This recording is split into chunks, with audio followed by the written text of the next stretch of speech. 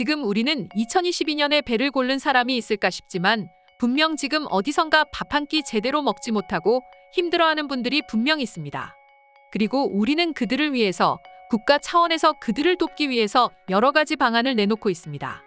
또한 그런 문제에 조금이나마 보탬이 되기 위해 누군가는 작은 금액이지만 기부를 아끼지 않고 있죠. 사실 이런 문제는 사회적으로 큰 이슈가 되는 문제이기 때문에 한 개인이 나서서 이 문제를 해결한다는 것은 사실상 불가능에 가까운 일입니다. 그러나 한 한국인이 한국가의 이런 문제를 해결했다면 믿을 수 있습니까? 거짓말 같지만 이는 사실이라고 하는데요. 지금부터 자세한 내용 살펴보도록 하겠습니다.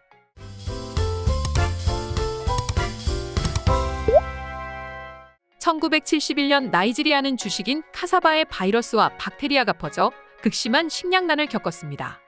당연히 먹을 식량이 부족하니 기아 문제가 사회적으로 대두됐죠. 당시 나이지리아인들의 주식으로 여겨지던 카사바는 아프리카와 아시아에서 주로 재배되는 세계 8대 작물 중 하나로 자그마치 8억 명이 이를 주식으로 삼고 있었고, 지금 현재도 일부 국가에서는 이를 주식으로 여기고 있습니다.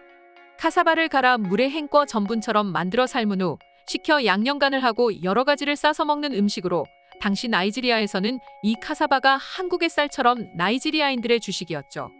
그런데 이런 음식을 각종 바이러스로 인해 생산량이 무려 80%나 감소해 먹지 못하게 되니 당연히 식량난에 허덕일 수밖에 없었던 것입니다.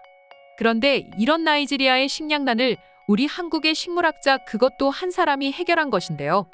당시 나이지리아의 국제열대농학연구소는 한국의 식물학자 한상기 박사의 논문을 읽고 곧장 도움을 요청했습니다. 그러나 당시 나이지리아는 1967년부터 1970년까지 진행된 비아프라 내전으로 인해 우리나라와의 국교가 수립되지 않았고, 그렇다 보니 당연히 비자를 받지 못해 나이지리아로 입국할 수가 없었습니다. 하지만 나이지리아는 굉장히 급박한 상황에 놓여 있었고, 연구소 직원들이 직접 나이지리아 정부에 항의해 한상기 박사만은 예외 허용하자며 입국 비자를 주도록 허락했고, 결국 한상기 박사는 나이지리아에 입국해 카사바에 대한 연구를 시작했습니다. 물론 카사바라는 식물을 본 적이 없는 그였기에 입국 초반 난항을 겪었다고 합니다. 심지어 나이지리아 전국을 돌며 그곳에서 구할 수 있는 모든 재래종 카사바를 수집해 연구했지만 모든 카사바가 병에 약해 죽어버렸습니다.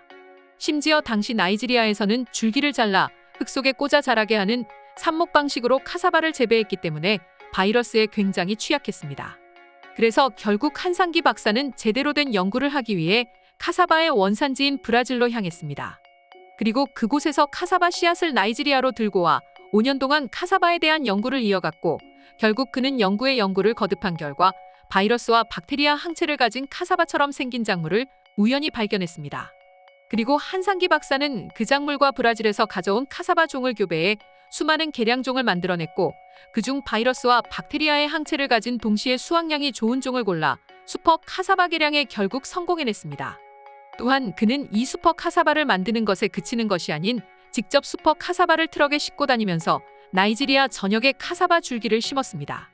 그리고 현재 이렇게 한상기 박사가 개량한 슈퍼 카사바는 무려 41개 아프리카 국가에 보급됐으며 지금까지도 내병성을 유지하고 있는 중이라죠. 또 이 밖에 고구마 품종은 66개국, 얌은 21개국, 식용 바나나는 8개국에서 재배되고 있다고 합니다. 이렇게 한상기 박사는 노력 끝에 나이지리아 전역에 걸쳐 시름시름 알아오던 식량난 문제를 불과 5년 만에 해결하였고, 한상기 박사는 이러한 공로를 인정받아 1983년 나이지리아의 요루바족 이키레라는 작은 마을의 추장으로 추대됐습니다. 그리고 그는 세리비 아그베라는 농민의 왕이라는 의미를 담은 칭호를 부여받았습니다. 그리고 그가 일궈낸 공로는 나이지리아뿐만 아니라 전 세계가 인정했는데요. 영국 왕실은 그를 생물학술원 명예회원으로 임명했습니다. 그뿐만 아니라 세계식량기구는 그를 고문으로 임명하기까지 이르렀고, 영국 기네스 과학공로상 등 전 세계 수많은 국가에서 그 공로를 인정받고 있습니다. 이처럼 한국인 한 사람이 한 나라의 식량 문제를 해결하는 엄청난 역할을 했습니다. 물론 누구는 우리나라 문제도 해결 못하는데 남의 나라 문제에는 왜 나서서 오지랖이냐 라면서 아니 꼽게 생각하는 사람도 있습니다.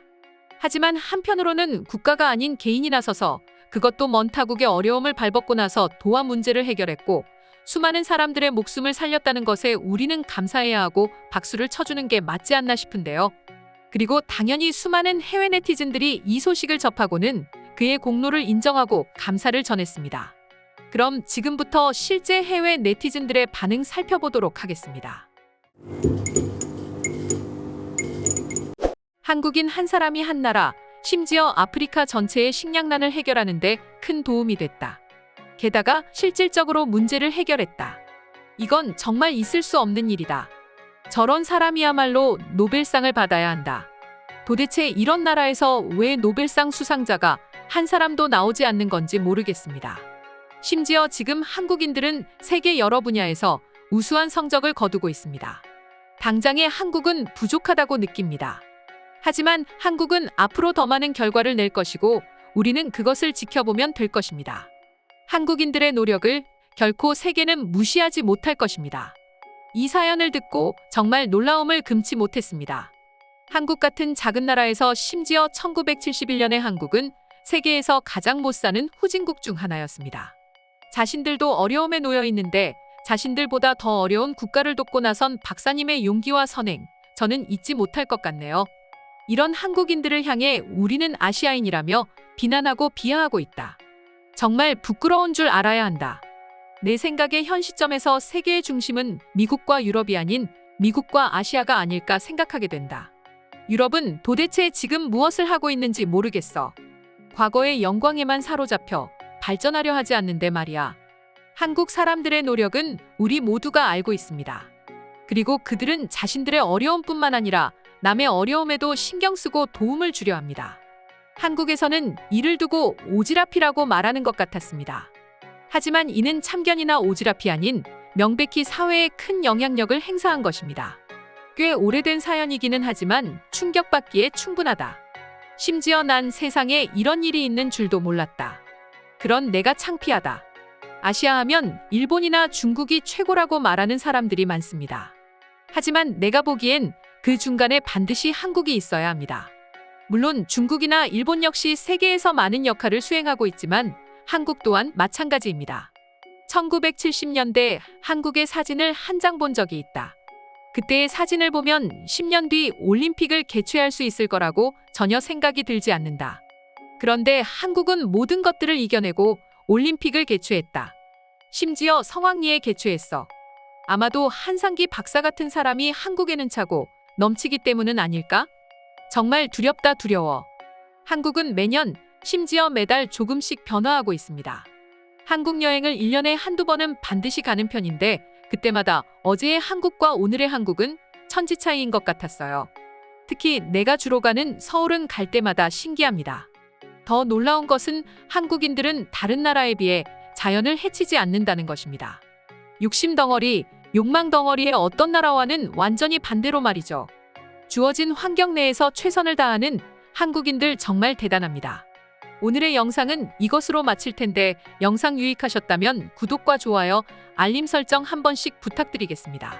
다음 영상으로 찾아오겠습니다. 감사합니다.